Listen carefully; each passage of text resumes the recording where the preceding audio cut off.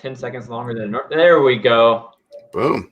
Gentlemen, we are now live, so watch what you say. You are on the internet. But so we're going to give everybody a minute to join. It's early Tuesday, especially in some parts of the country. You guys got your coffees or your morning beverages or whatever you used to get the day started? Yep. Got the coffee. Yeah, I've already been through my coffee. Trying to hydrate now. So where's everybody at? What parts of the country? So I am in Manchester Center, Vermont, which is southwest part of the state, in between Bennington and Rutland, and a beautiful Vermont summer day out here right now. I'm in beautiful Springfield, Missouri. We're about 60 miles north of the Arkansas border in the southwest corner of the state. Not really corner, but we're about 180 miles kind of southeast from Kansas City and about the same distance southwest of St. Louis. Now I'm in Jackson, Mississippi, which is the capital city, right smack dab in the middle of the state. And I'm in Norfolk, Virginia. It looks like we all actually have really nice days. So this is a little bit different than our usual either Tuesday Ask Me Anything. It's more similar to one of our panel conversations that we do. And Brad, I'm really excited to have you and Matthew and Ashton because you've got a really exciting event coming up. I know when you first reached out to me about being included in it, I was kind of excited to go to San Diego for the first time. I've actually never been to San Diego. So it was going to be a great vacation, great getaway to hang out with people, talk a lot of beer. But obviously, like everything else that's going on in the world, you shifted to virtual.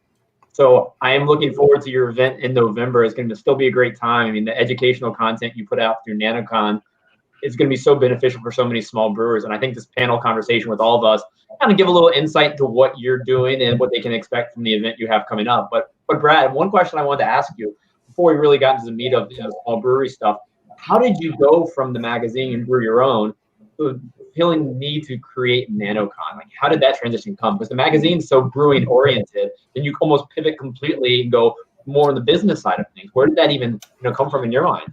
Sure. So actually, Brew Your Own, this month we celebrate our 25th anniversary. So nice milestone to hit. Brew Your Own, if any of you aren't familiar, it's the largest circulation homebrewing magazine in the U.S. And what we saw a couple of years ago, probably 5-6 years ago, was quite a few of our readers were graduating into the pro ranks. We always had a certain number that wanted to take their hobby to the next level and become a professional. But we saw more and more focused on the super small scale, taproom focused nano brewing market. And at the same time that was happening, I wasn't seeing necessarily their needs being addressed with the different craft brewing events that were out there on the education side. The nano brewing market is really a unique one. It's a niche within a niche of the craft beer industry. And what we saw was their unique business model, everything from the self-distribution taproom model to just the scale and the size of what they do, really needed to be addressed in a more targeted way, and felt like we could be the ones to do that since it was a natural graduation from the homebrew side. So we got into that about 3 years ago, launched NanoCon. First event was in our home state of Vermont. And then last year we had the event up in the Pacific Northwest. And then this year we were going to have it in San Diego. Try to always have it in a beer friendly location. And obviously, given the circumstances, switched over to the online side. And we've tried to round out our offerings as well. We now have a regular nano brewing column that Ashton has done some articles for us in the magazine appearing. We also have a monthly nano newsletter with topics going out, a free email newsletter that you can sign up for. And then we launched earlier this year with John Hall as the host. We have a monthly nano podcast. And so just trying to provide, especially during these times when everything is evolving so quickly, strategies have to be changed and completely re-envisioned. We're just trying to provide some resources for this market. I think it's a very valuable time for that because you've had to pivot, and every single body else in the market of craft beer has had to pivot as well.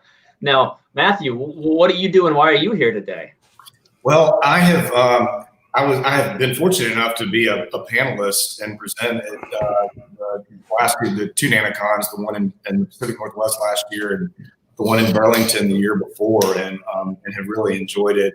We are a law firm that handles a lot of alcohol regulatory work. We work with breweries and distilleries all over the United States and do anything and everything from corporate and finance work to trademark, and also help state guilds navigate public policy and kind of legislative issues. And just to sort of echo Brad's sentiment, and there has been a void, I think, in the market for content specific to nano and smaller sized breweries. Obviously everyone's familiar with CBC that the Brewers Association does, which is an incredible event.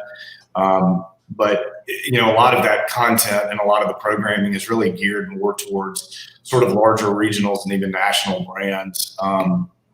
And so it's been a lot of fun. It's been a lot of fun working with Brad and his team.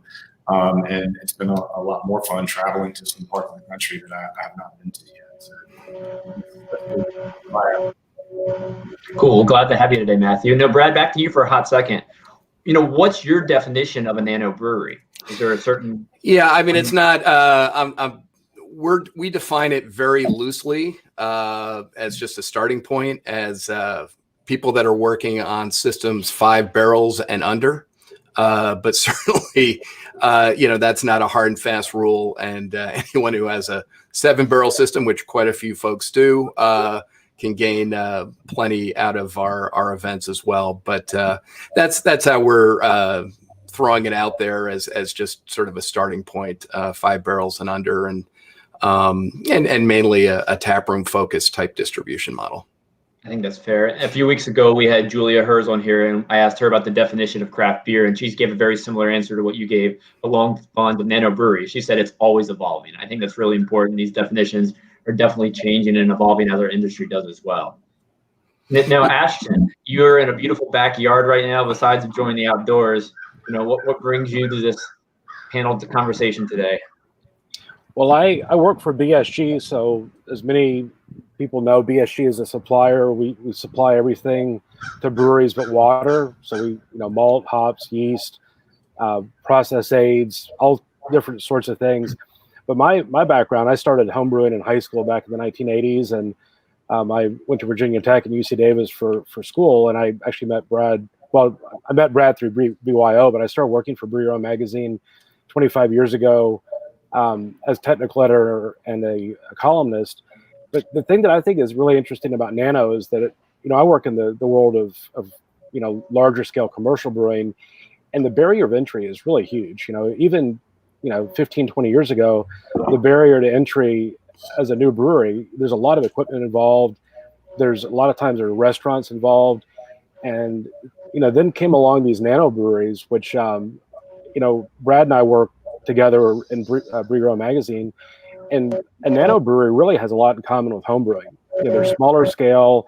A lot of nano breweries don't have restaurants. They're not distributing beer in bottles and kegs in the market. They don't have distributors to worry about. So it's a totally different market. And I think that the home brewing world has a lot to offer the nano brewery as far as ideas on how to actually make beer. Yeah, it's always fun to see someone transition from the home brewer to actually going nano. It's always really exciting. I know we're going to talk a little bit more about that shortly. But Ashton, I wanted to ask you a question that's very specific to your company. Now, in the Craft Beer Professionals group, one of the images I see more than absolutely anything, and first off, do you have any idea what I'm about to say? The raw dinosaur or the nut roll? The nut rolls. Oh my God. You don't even know how much brewers post pictures every time they get one, just bragging about it. I got to ask you, how did that get started? Do you know the story behind it? I'll be honest. I know a little bit of this story. I've only worked for BSG for almost 4 years, and the nut roll was well entrenched before I began. But where it started, actually, back in the day, I worked in a brewery in Missouri that started in 1997, and we bought raw materials from a company called Mid-American Brewing Supply. And Mid-American Brewing Supply was in Minnesota, and they would send out like sausages or cheese or whatever. Well, Raw Malting bought Mid-American Brewing Supply, and that's how BSG started. Well, the Pearson's nut roll is a snack food made in the state of Minnesota. So when BSG became BSG, there were some marketing people that thought, well, instead of sending out, meat and sausage, let's send out something from Minnesota that's truly a Minnesota treat. And that's how the nut roll started. So we send out nut rolls with shipments of malt. We occasionally get complaints from customers who think that we have shorted them the nut roll. What we have discovered is that there are some truck drivers, because a lot of commercial routes, they use the same drivers all the time. Some of these drivers have figured out that our pallets of malt have nut rolls on them.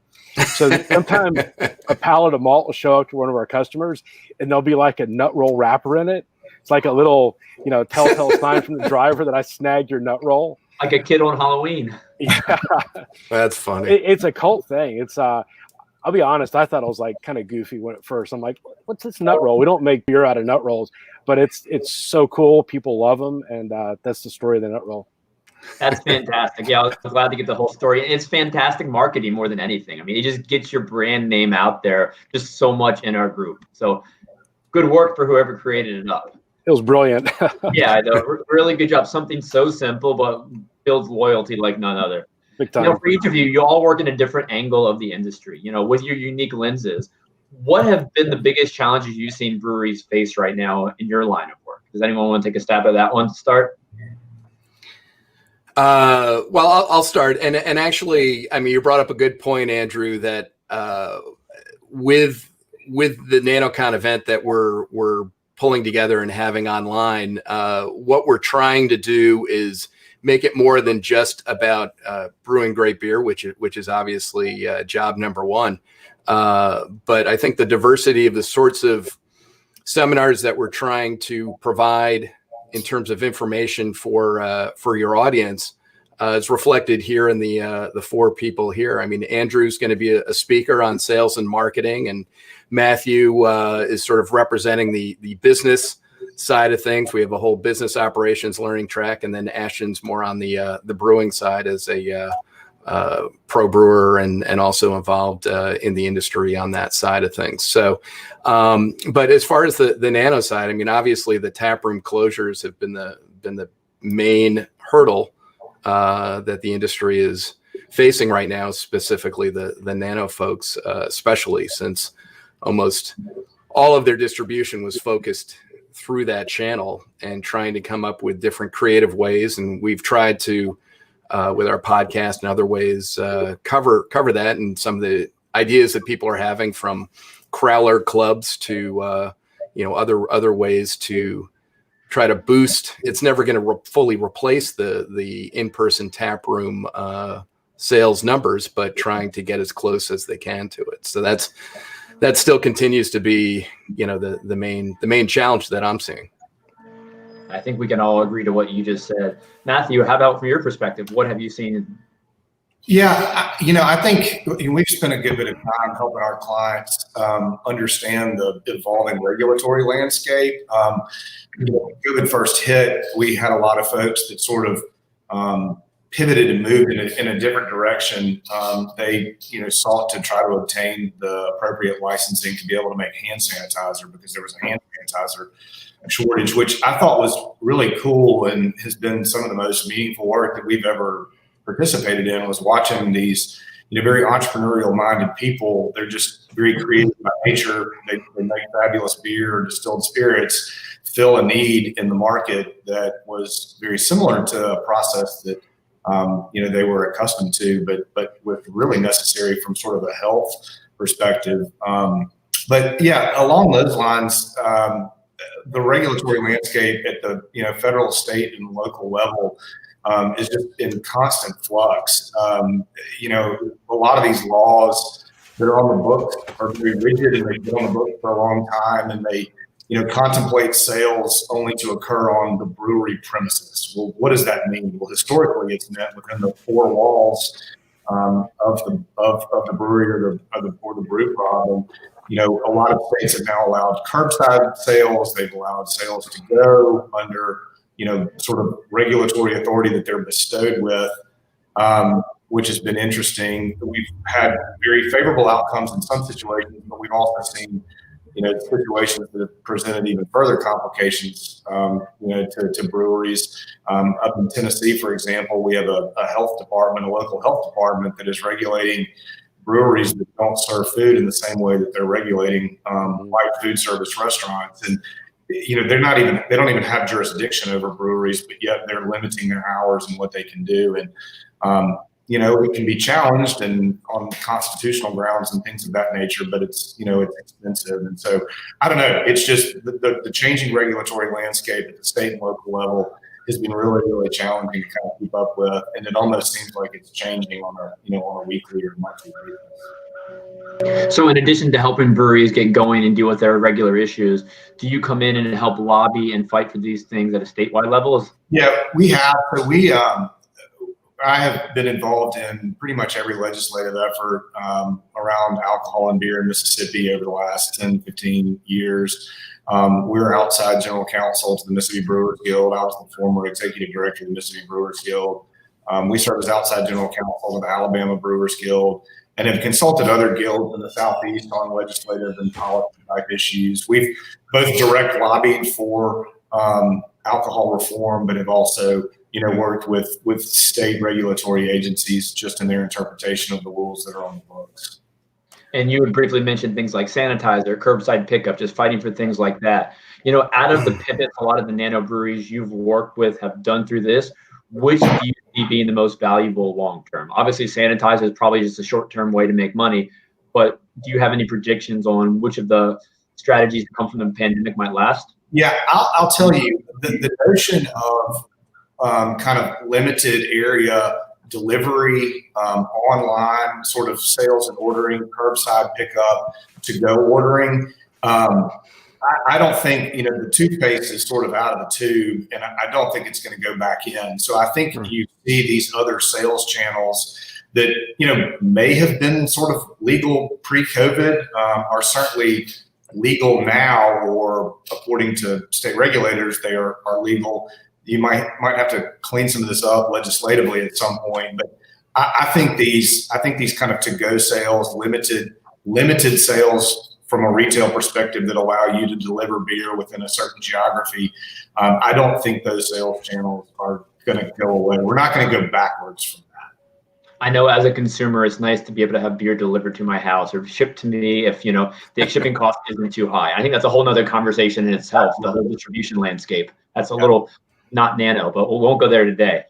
Now, Ashton, how about you? What are the challenges you face through, you've seen your customers face through BSG? Well, when this thing started, you and I were in Richmond together at the Brewery Accelerator program. That's right. I knew you looked familiar, and I knew we had met before. Thanks for reminding me. So that was in March. So our sales team was recalled home. So I drove from Virginia back to Missouri, and I got back home on March 13th, which is a Friday. On the 15th of March, or Monday, in the state of Missouri, Missouri didn't have state things, but we had a lot of breweries that shut down because of local required changes. That my market includes Chicago. A lot of the breweries in Chicago shut down.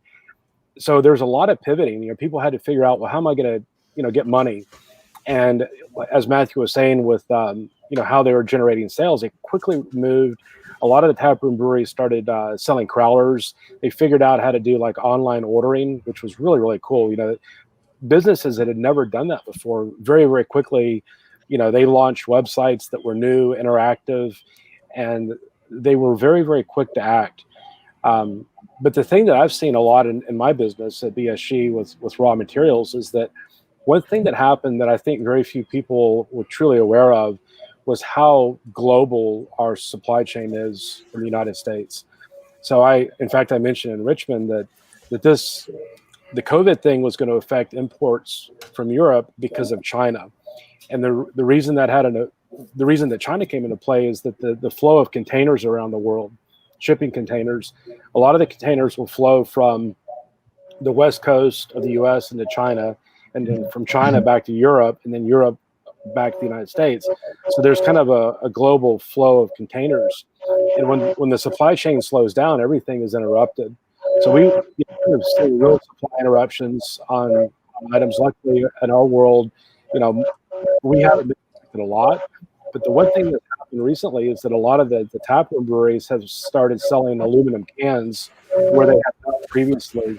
And there is an aluminum shortage right now that's very real. It's affecting taproom breweries with crowlers. It's affecting packaging breweries that have seen an uptick in container sales versus keg sales, and it's even affected the largest of the breweries. The big international brands are being affected by aluminum. And another thing that recently has happened, and I don't know how prevalent this knowledge is, but there's also a shortage of carbon dioxide in the United States right now, and there are breweries of all different sizes, from very, very small to very large, noting that the CO2 supply chain has been affected. So in our world, we've just seen people reacting and trying to figure out how to keep the cash flow moving. Do you have any unique suggestions for breweries to deal with these shortages? Yes, forecasting and planning. If I'm going to use an analogy, it's kind of like if I had a small restaurant and I relied on the local Sam's Club or Walmart or Costco, whatever, big box store you want to talk about. If that was my source of raw material for cooking, I might assume that stuff is always on the shelf. And as we saw, even as consumers, there's the toilet paper supply, there were handy wipe shortages, hand sanitizer shortages. And a lot of businesses just assume that these things are always going to be available. They can just pick up the phone and call. So the small brewer needs to think more like a big brewer, and they need to be forecasting in the future and let their suppliers know that I'm going to need, I've got a demand for cans, or I have a demand for malt or hops or yeast. And not just assume that those raw materials will always be available. Does that make sense? It does. I apologize. You went out for a second towards the end. I was just saying to stay on top of the supply chain and forecast your needs. Yeah, I think to reiterate what you're saying, it's super important to always have a plan. It is something that I've been always passionate about with regard to helping breweries. You can't just have customers come up and just expect your staff to know what to do. You have to have training. You have to have a plan. You have to have strategies in place. And especially as we get closer to the winter months, colder temperatures, breweries right now are relying on spaces just like your beautiful backyard right now with an awesome patio to, host their guests outdoors. I'm telling breweries now, you have to think ahead to the fall. Because if you wait until November 1st, you're like, man, I really wish I had an outdoor gas heater. It might already be too late. They might already be short in stock or very difficult to get a hold of. So you definitely have to, get a plan. Now, or here in Vermont, it would be in 2 weeks from now. I would love to be in Vermont in 2 weeks from now and enjoy that weather with you. Well, looking ahead, you guys have all been in the industry quite some time. 10 years ago, I don't think the plan was as necessary. I think you could make really good beer, and with less breweries in the market, you could survive a little bit easier. Kind of bring attention to like the business skills that are necessary, for a nano brewery. How has that changed in each of your perspectives over the past decade, and more importantly, to where we are today? Well, I'll start off. I think that this was really one of the main blind spots that we saw that we needed to help fill, especially with the smallest scale pro brewers and folks that were looking to graduate from the homebrew ranks off into the pro ranks. And so that's why we brought on board and had a heavy emphasis with folks that were dealing with the accounting side of craft beer or the legal side, and things that a lot of people they love beer and they love making beer, but they're not exactly thinking of all the different pieces of the puzzle that need to go into being a successful business, which is what you are becoming, as a nano brewery. I think people have started to realize that more, that their passion for making great beer can only take them so far, and they need to round out their skill set with the numbers side and the legal side and insurance and all these things that may not be at times as much fun to talk about as the latest IPA recipe they're working on. But at the same time, it's critical if you're going to stay in business. And especially now, I think the needs are heightened, and the risks are so much greater that if you don't have these sides of things buttoned up and reaching out and learning more, especially since things are so quickly evolving, even like Matthew was saying on the legal front, what you can do and whether you can count on that law allowing you to sell beer now more freely? Is that going to be around a year from now or not? And can you count on that and project on that? So I think people have definitely become more aware and are trying to get up to speed on that front, because they realize it's a path and a needed skill set to have in place to be successful and stay in business. Awesome. Yeah, I agree with that. And when Ashton and I were in Richmond for the craft beer and brewing workshop just before the pandemic hit, it feels like so long ago, doesn't it, Ashton? Forever. It feels like a lifetime ago. But it was really refreshing for me because all the future brewery owners that were there, a lot of them already had business backgrounds. And if they knew they were going to start a brewery in the current landscape, they knew they needed to have the business sense to make it work. And Brad, from your perspective, are you seeing breweries that opened a decade ago taking the initiative now to learn more about the business side of the operation? Are you seeing, what are your thoughts on breweries that have been around a while, trying to acquire more business skills out of necessity now? No, I think that's for sure happening. And it's also given rise to a little bit of a cottage industry where you've got CPA firms that are specializing in craft beer. And, each industry, I'm primarily in the media publishing industry. I mean, each industry, whether it's publishing or brewing, it all has its own quirks when it comes to the financial side or the legal side or the actual execution of the products that you're making. So you've got to get up to speed on that. And luckily now there are more and more people that are able to help you out. You don't necessarily have to go it alone the way you may have 10 years ago. So. I agree with that. There's so many things in my business I don't like to do personally. So I love to rely on experts who can do more than me. And legal is one thing I never like to do myself. While it's fun to, learn how to make a contract or dive into certain topics that I want to research, there's some things I really shouldn't be spending my time doing. So Matthew, like in your experience of the past decade, what are some shifts you've seen in the business mindset of breweries? Yeah. So, I mean, I think the margin of error is just razor thin now. I mean, I think 10 years ago, you could get by with good, maybe not great liquid and, sort of a quirky sort of logo or whatever. And that's just not the case anymore. I mean, there are too many places to make fatal mistakes. It is fiercely competitive. I mean, even if you don't have product in the market and are only selling out of your tap room, I mean, you still have to have a brand. You still have to have a compelling story behind what you're doing. You've got to have reasons for people to come in. And so I think, sort of to Brad's point, you've got to have all of these different areas covered, and you've got to have them covered pretty thoroughly, whether it's, trademark type protection, your corporate structure, your financing, all of it really has to be, seamlessly tied together. That you could have gotten by with less than that 10 years ago, frankly, because the landscape was not nearly as competitive. The other thing that I think has really changed is you've had some of these folks, that started out making beer in their garage. This is a story or a narrative that I have heard or read 200 times. Every one of our clients, falls into this category of storylines.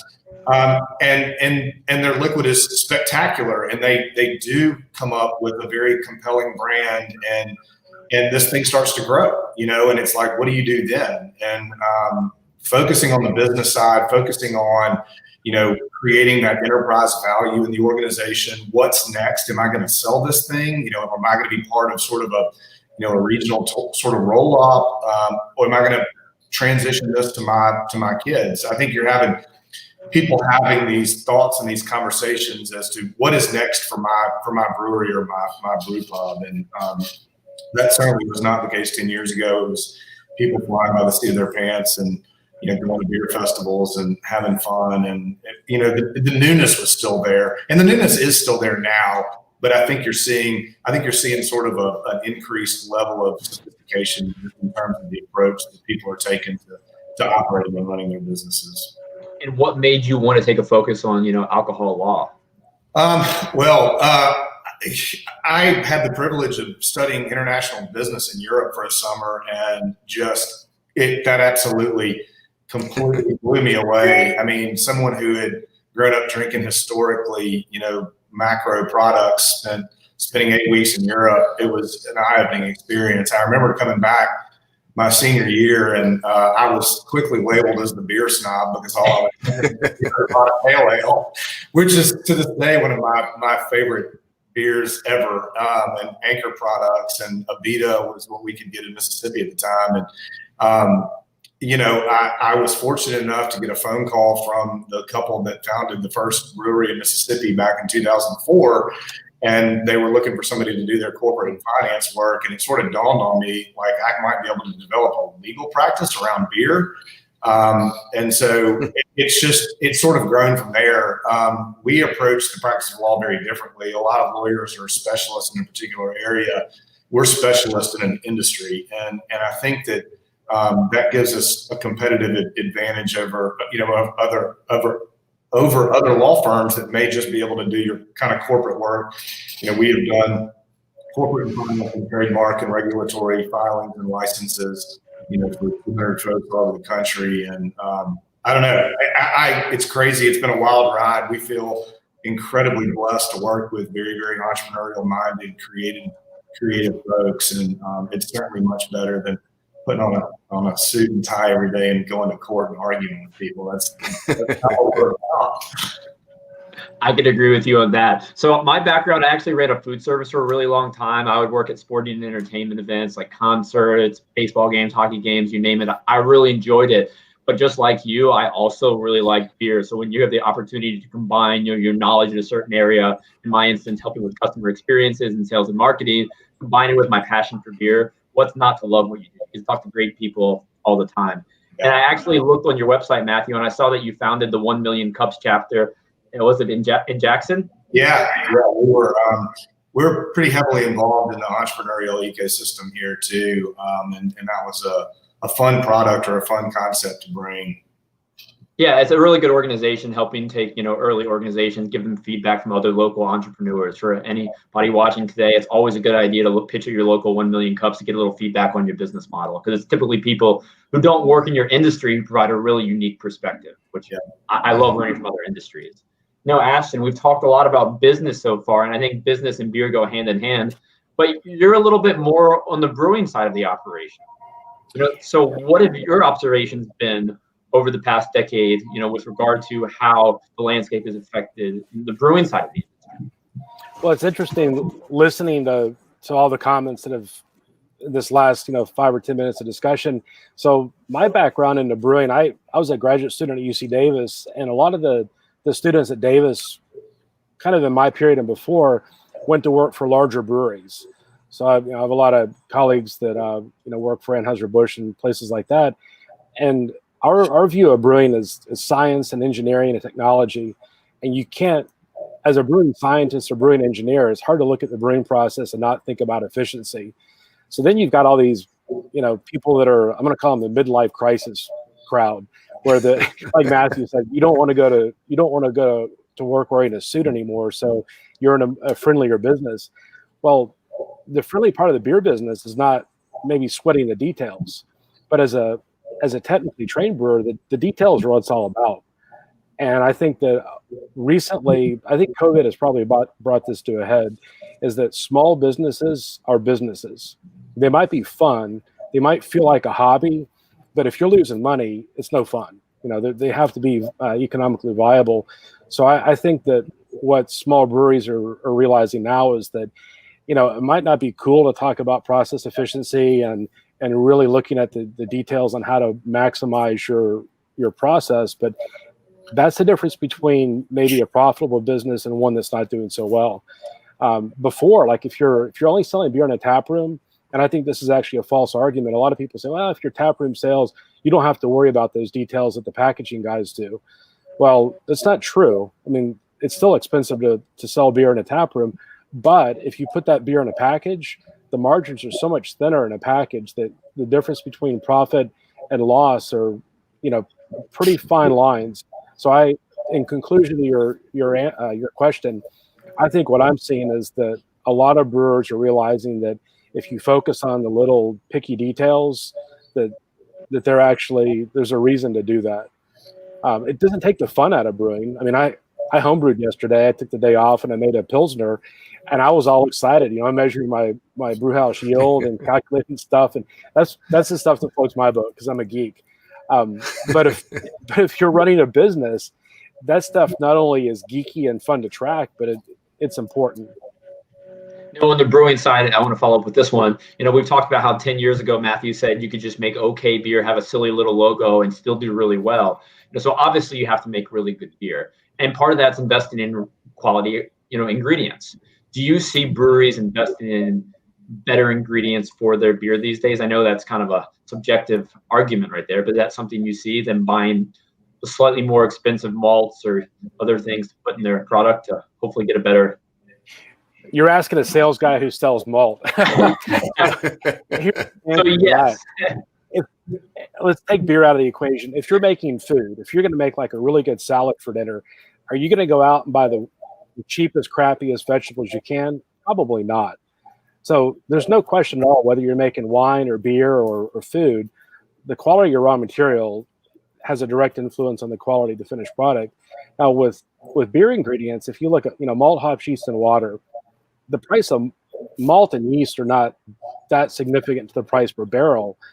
Hops are expensive. I mean, hops have gotten progressively more expensive over the years, and as hopping rates go up, the price of hops per barrel goes up, and with hopping rate increases, the efficiency goes down. So the whole fascination with super hoppy beers is an issue. But to answer your question directly, absolutely, we see a lot of breweries that are focused on buying. Well, I don't think there's any raw material supplier that would say anything different than that. So, and Ashton, looking at where we are right now, so many breweries are in survival mode. They're really just not trying to spend money on unnecessary things. Does that contradict what you're saying about spending money on higher quality ingredients? Are they going to be trying to make, beers for lesser, overall batch costs? Are they going to purchase a little less hops? Are we going to see style changes? Do you have any predictions on how the pandemic will affect what's being brewed? Yeah, I mean, again, my background with being in the beer business and being in charge of the brewing side of books, labor costs are huge. If you look at the cost per barrel of what it costs to make beer, for a small brewer, your labor costs are the number one cost. If you're a packaging brewery, your packaging costs are more than all the raw material costs combined usually. If you take an empty case of beer, for an example, that's in glass, you've got a cardboard box, you got 6-pack carriers, glass, caps, labels. That usually is more expensive than the liquid in the bottle. So if you're looking at the big picture items, the last thing that I would go after as a brewer is trying to cheapen my raw materials, because there's bigger, lower hanging fruit, so to speak. But on the hop side, PSG does some hops, that would be one area that I would look to, not buy cheaper hops, but to figure out how to use hops more efficiently by either my process, how I use hops in the brewery, or methods of separating hops so I don't have such high beer losses. And I think there are real gains to be made there from a efficiency standpoint.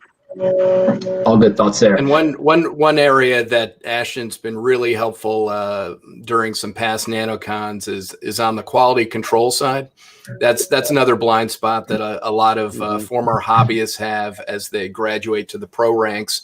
And the idea of really taking the time and also giving enough resources to have a small lab, and he came up with some cost-effective ways to do that. But the importance of quality control, if you're going to start charging people money, you've got to have the QC process in place to make sure that it's worth their time and money to charge them for it. So, and I think a lot of breweries are discovering right now that it doesn't cost you an arm and a leg to have a small quality control lab in your brewery or outsource it to someone else. I think that's a false statement that's been around a while, that it's cost a lot of money to hire an expert to handle something for you. There's a lot of people who want to help craft beer. I mean, none of us right now are working at a brewery, and we are all extremely passionate about craft beer, and we love the opportunity to speak with brewers. Whether we're making money or not, we're passionate about the industry. We want to help them out. So I think it needs to be brought to everyone's attention that it doesn't cost a lot of money to get the expertise that you need. And someone made a comment. I think we should put this up for debate right now. It says build a good team around you and delegate out areas you are weak in.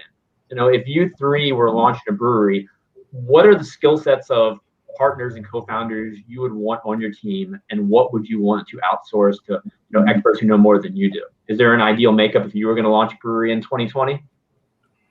I'm going to jump on that because I just left a brewery. I was a partner in a brewery, and COVID luckily ended that for me.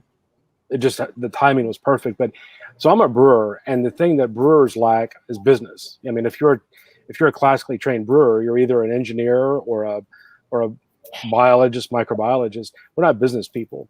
So the business side is critical. Somebody that really understands the boots on the ground business of running a restaurant brewery, if that's what you have, or a packaging brewery. The other thing that I would seriously farm out, there's two things. One is the laboratory side.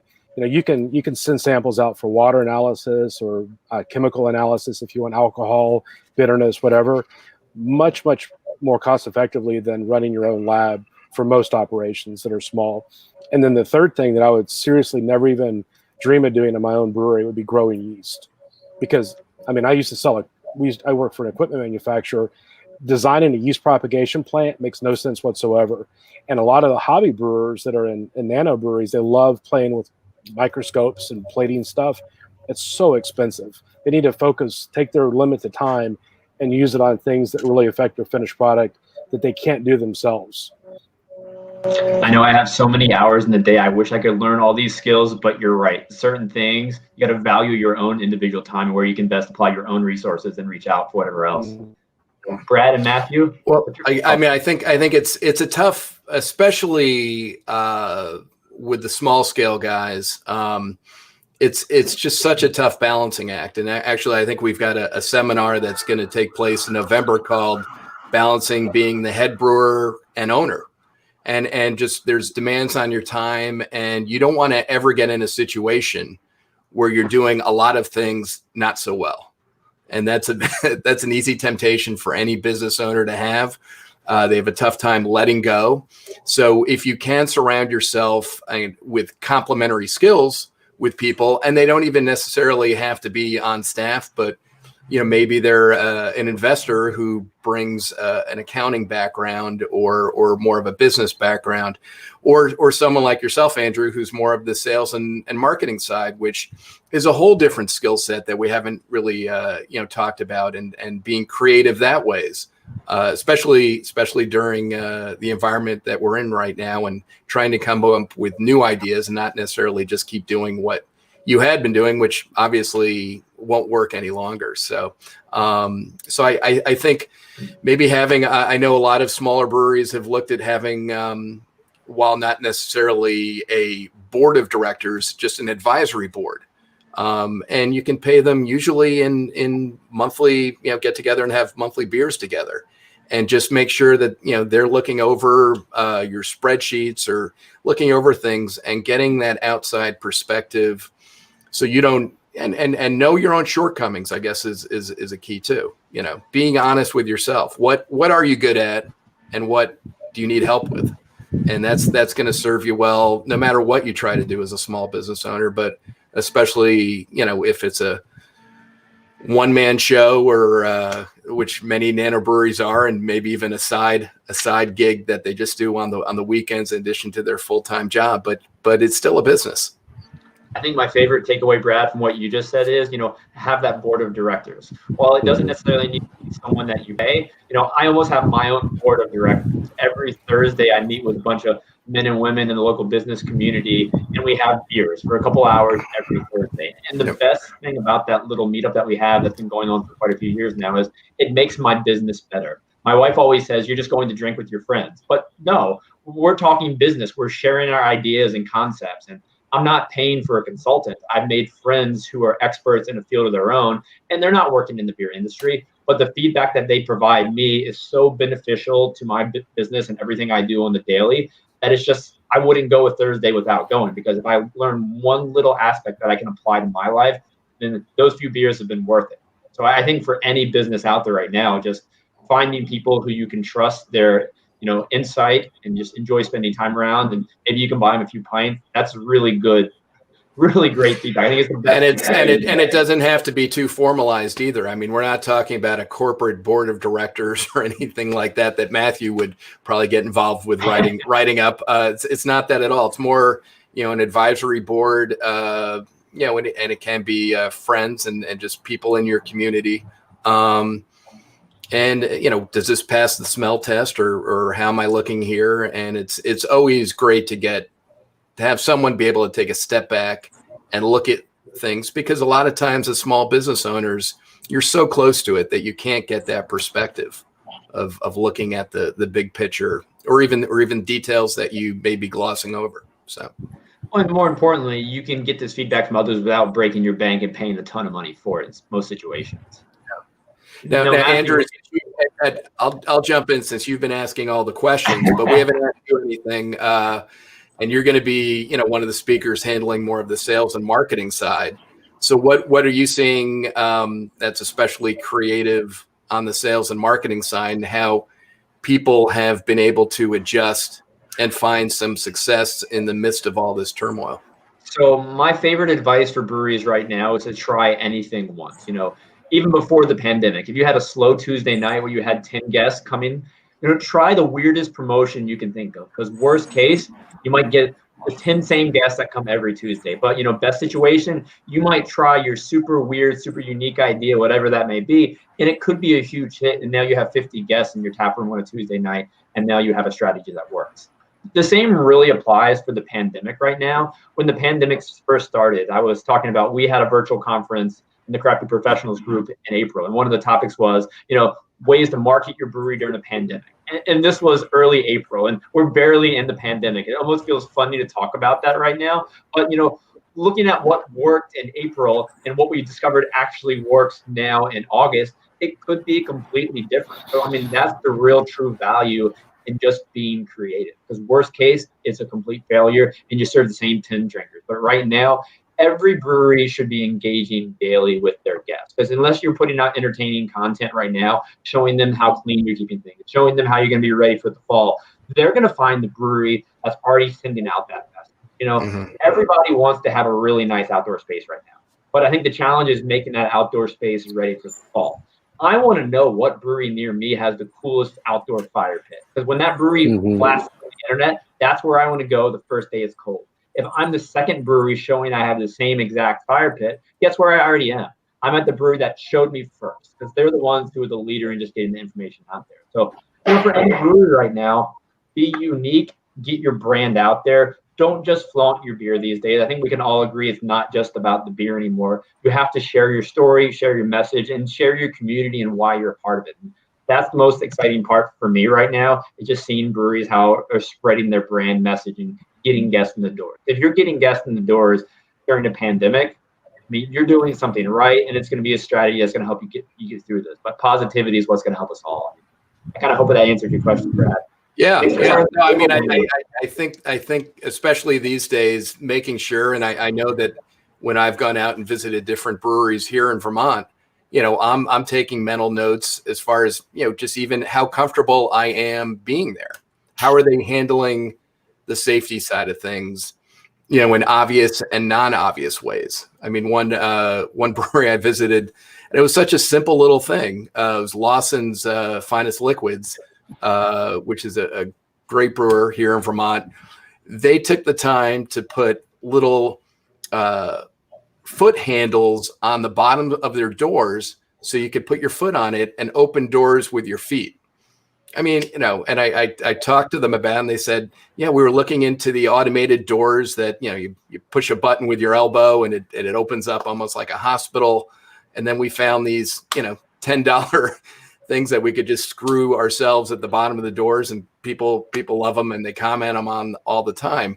But it's just little things like that. And those are, I think it highlights right now, the importance of taking the time to stay engaged and learn and find out what you're doing, what experts are seeing, as well as what fellow brewers are doing to come up with different solutions. And that's why I'm looking forward to November, it's a chance for us to take what we're doing, but also put that timely COVID spin on it to really give advice that is applicable, not in some cases ageless advice, but in other cases very specific advice for where we are right now. Yeah, I'm just looking at the lineup that you have for NanoCon in November. I'm so excited to learn as well. Just so many great presenters on just so many different topics, and they're going to share their expertise. It's really going to be a good time. But it's so funny you went back to the device to open up the doors, because after you and I had our last chat a few weeks ago, I saw one sold at a store. So just the timing and the way things work is truly the little things that are going to matter to guests right now. Mm-hmm. Yeah, and guests are obviously going to run the spectrum as far as what they want, in terms of that. But I think making sure your guests at the minimum feel comfortable about staying there for a second beer, or wanting to come back for a repeat visit, is especially important right now. Since sales are obviously being impacted across the board, with tap rooms being, if open, modified greatly right now. So now the engagement term has come up quite a few times in the past couple of minutes. Now I think it applies to everyone's line of work right here, because your goal is to engage as much as you can with those you're working with. And Brad, when you're deciding upon the platform you want to use for your upcoming NanoCon, obviously you want to have the overall experience where your guests and your presenters and everybody involved could engage as much as possible. Do you have any suggestions, or what are your findings been to find good ways to engage during a pandemic when you don't have the opportunity for that face-to-face communication? I think allowing conversations with the guests is super important in an online environment. I think all of us have sat through way too many Zoom meetings and do have that fatigue is a very real thing. So like for our NanoCon event, I was looking at different platforms and having the ability to do small breakout sessions where brewers can get together and talk about a specific topic and share ideas, in a video chatting live environment. It breaks you out of just the zone of just looking at a screen, and you may or may not be getting as much out of it as you can. So, but with breweries and their own social media, again, just having a conversation and trying. The nice thing with the technology is that you can have that one-to-one conversation. So, Matthew, in your line of work, how have you managed to stay engaged with breweries through all this? I'm sure, like you two, have had tons of Zoom calls, tons of phone calls. But are there any tips that you recommend for engaging during a pandemic? I don't know that I have any. We have Zoom fatigue, no doubt. I think we've just tried to make ourselves very, very available to our clients. We have come out with a couple of interesting, products. We have a counsel on demand product that allows our clients to call us whenever they want to, email us whenever they want to, and they don't get billed an hourly rate for those communications. And so making ourselves more available, whether it is through Zoom or whether it is through a phone call or a text message or email, we have tried to be overly responsive to the communication need, knowing that our clients do have a lot of questions right now, and we don't want to see them make a mistake that could have been avoided in a 5 or a 10-minute phone conversation. So, I don't know that we're using any sort of technology in a different way. We're just trying to make ourselves more available in an efficient process. In Ashton, in your line of work, you're obviously selling a product to breweries, and breweries are ultimately selling a product to the consumer. For selling BSG products during a pandemic, has there been anything interesting that you've learned? Well, it's challenging. I mean, a lot of the way we sell, or historically we've sold, has been face to face. Visiting breweries, developing relationships with our customers. So we've tried to call people or do Zoom meetings or similar types of video conferences, email communication. But one reality that I've faced as far as somebody who's trying to sell to brewers is that brewers are busy. And I mentioned earlier that one of the biggest costs of beer is labor. So you're trying to reduce labor costs as a business. So the people that you're, in our case, trying to sell to are less available for phone calls or communication. But it's a challenge. I don't know how to say it any clearer than that. It's difficult. So as we kind of wrap up on that hour mark, what are you three's projections for the next 6 months of beer? I mean, obviously we hope we're out of the pandemic. We hope there's a vaccine. We hope these things start to get better. Well, where do you see the craft beer industry going in the short term? Matthew, you want to start? Nice, Brad. My lone prediction about the future is continued uncertainty. I mean, I think, even if we do get a vaccine, I think, how has this impacted the psyche of the consumer? I mean, are people just going to rush out tomorrow and fill tap rooms, and be, elbows to elbows at a bar? I don't really think so, frankly. I mean, I think that this is going to cause people to sort of rethink how they dine out and how they go out. And so, I think notwithstanding a vaccine, we are fundamentally altered in terms of how we're going to go out and consume certain products. So, I mean, I think that the COVID strategies of continued sales channels, whether it's delivery or virtual or online or through an app, I think you're going to see people continue to invest resources in developing those. I think you're going to continue to see people investing resources in developing and defining outside space, a little bit more. I don't think that's going to change even after we get a vaccine. Regrettably, I think we're going to see.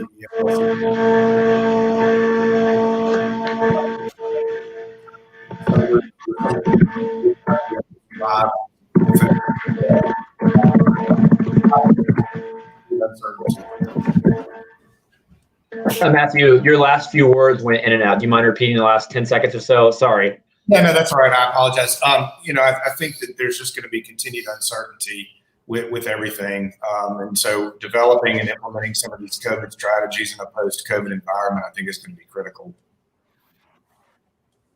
Brad, did he say everything you were going to say anyways? Yeah, ditto. No,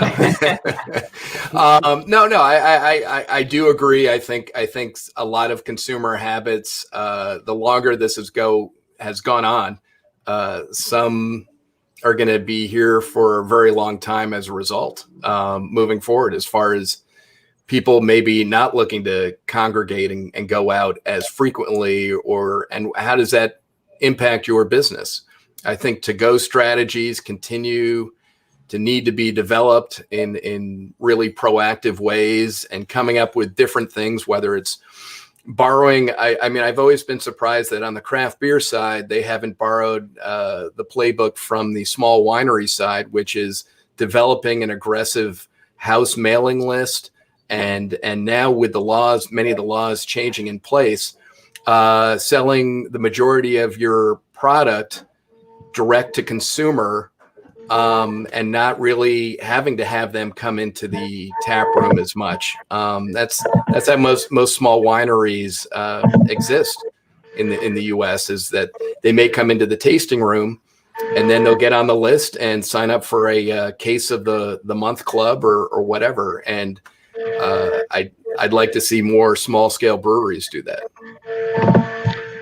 So Brad, I'm trying to open my data set right now, but I did a study a while back, and I don't have the exact number because Excel is loading, but it found that such a few percentage of brewery staff were encouraging guests to sign up for the mailing list. And just like you mentioned, what small wineries are doing, staying in touch with the consumer, I can't stress how important that is. I mean, every touch point you have with anyone who walks through your doors. When I get that email on a Saturday morning saying, hey, we're releasing this beer today alongside this awesome special event. If I didn't have any plans, that brewery is putting an idea in my head. Yeah, or even creating a regular buying club. Or on a quarterly basis, you get a special release bottle from their barrel series or what have you. It's just a way to.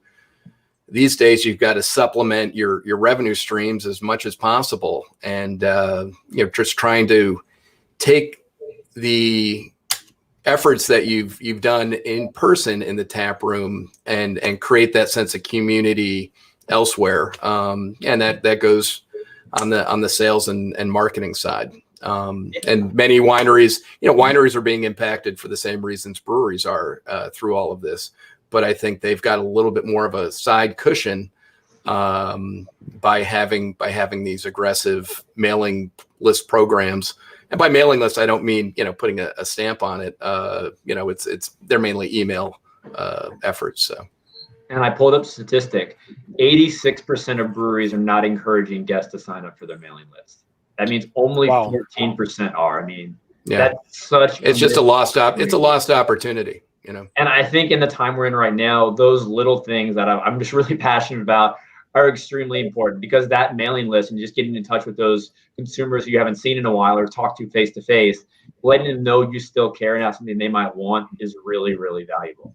Now, we're hitting that hour mark right now, and I don't know if I'll see you guys again before the NanoCon on November 6th and 7th, which I'm really looking forward to. But look at the bottom of the screen, everybody. There's a promo code for everyone to get a really nice deal. Thanks, Brad, for offering that to all the members of the group to come to NanoCon. The set of specialized information that they're putting out, I mean, the lineup of experts you have, like I said, I'm really, really looking forward to it. Now, as we wind up, I appreciate all you three doing this today. And Brad, I appreciate you suggesting, we get a little panel conversation going. This week, we're already almost at the end of August. Do you have one little tidbit of advice you'd like to give everybody to hold over until NanoCon in November? Doesn't have to be specific to your line of work. Just could be something motivational, inspirational. What do you need to give to the breweries today to make them feel good and, want to keep doing what they're doing? Well, I mean, I'll start. I would say just keep investing. Well, stay positive. One, I know it's a challenge for all of us not to. Ashton and I were talking on the phone, and sometimes it is a Groundhog Day type experience that you're just waking up and you feel like you're doing similar things again and again. But try to stay positive, but keep investing in learning from others, whether they be the experts or fellow brewers. There's a lot of us in the same situation here as small business owners, and each of us have different things to bring to the table, and try to keep learning and stay flexible, because those are the skills that you're going to need to keep going on this. So I love it. Who's next? Ashton, Matthew? I'll be really brief. I would say I'm going to follow up on what you said earlier, Andrew. Look toward the cold months. I was talking to some brewery owner friends the other night, and they were talking about their plans for colder months. So I think that it's really, really important to be thinking about what's going to happen in the fall and the winter, and then kind of the early spring of 2021. But and keep positive. Keep on trying to be creative, but also remembering that the consumer can't come in and taste your products all the time. So you kind of have to have a certain drinkability aspect to some of the beers that are being made, because a lot of consumers are buying larger packages, and if you're consuming a sipping beer, you can't drink as much. So I think that staying positive and thinking about the colder months is going to be very important for businesses. Definitely. And Matthew, how about you? Yeah, just the whole industry was built on kicking down barriers and breaking, beer conventions, at least in the United States. So, continue to do that. I mean, this is a barrier. This is a short-term setback. Just keep on moving forward. And I think community, positivity, engagement, those are all really three important things that everybody needs to be doing, no matter what your line of work is right now during the pandemic. But Matthew, I hope we get to meet face to face someday. Brad, it'll come someday. I don't know where it's going to be, but we will have a beer. And Ashton, hopefully we get to have another one someday. So thanks everybody for watching, and thank you three for sharing all this fantastic information. And I'll just so if you want to take advantage of that offer that's running along the screen, so the website to go to is nanocon.beer. So nanocon.beer is the website. So, and I appreciate your help, Andrew, pulling this together. And we're going to everyone hang in there. Cool. Well, bye everybody. Enjoy your Tuesday afternoon. All right. Take care. Cheers. See you next week. All right. Bye-bye. Bye.